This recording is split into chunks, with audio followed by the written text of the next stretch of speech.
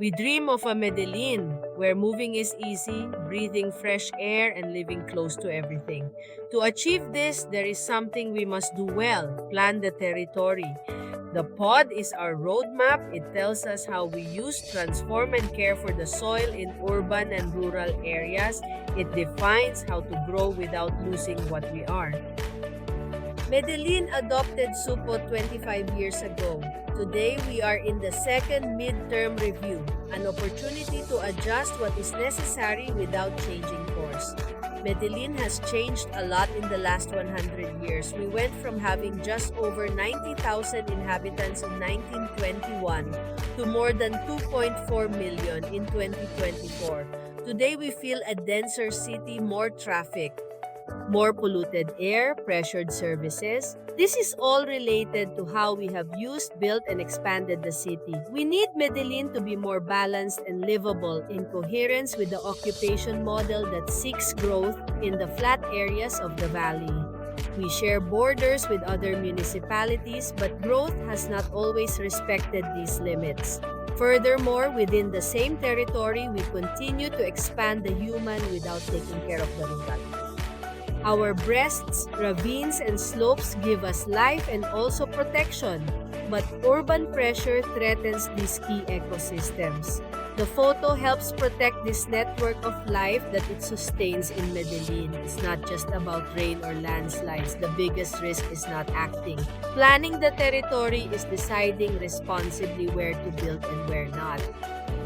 This review does not change the city model or the land classification, but if they improve the management criteria so that it works better and is more resilient with the science, technology, innovation district approach and better management and financing, various buildings are part of our cultural heritage, of our history.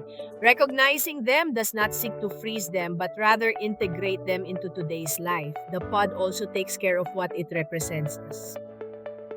Travel times have increased from 36 minutes in 2017 to 44 minutes in 2022, according to the Origin Destination Survey of the metropolitan area.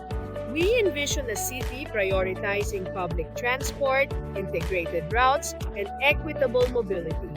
Despite building more schools, health centers, and cultural spaces, access disparities persist in some areas. This review shows us where they are needed and how to prioritize them. 1 in 5 homes has a living deficit, overcrowding, apartments in poor condition, or lack of basic services. Robledo, Manrique, Popular, and Villahermosa are the most affected communes.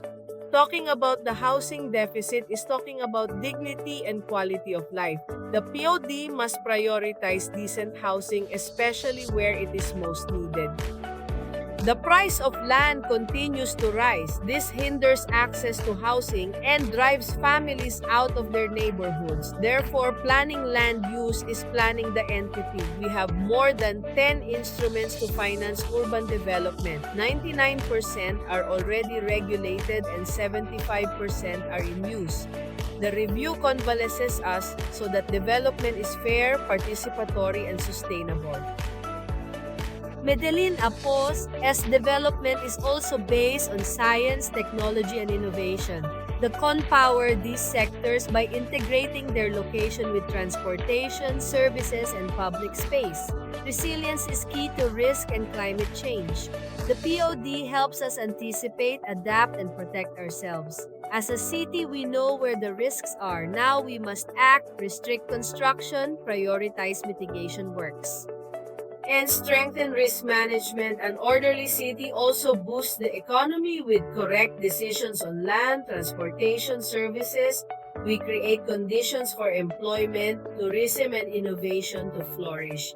The PUT seeks 3 major challenges: promoting innovation, strengthening resilience, and generating sustainable economic development. And we do it with 3 bets: that it is viable, that it is at the service of well-being, and that it is a true social agreement. We still have the opportunity to grow from within, take advantage of areas with infrastructure and services, improve the quality of life, and avoid expanding out of control. The CUT is not just a technique, it is a pact for the city that we want to search carefully and with clear rules for everyone. Dreaming of a better Medellin is possible. Planning and collaboration are key to building and protecting our city. Progress is evident, and together we continue shaping Medellin with an even brighter future ahead.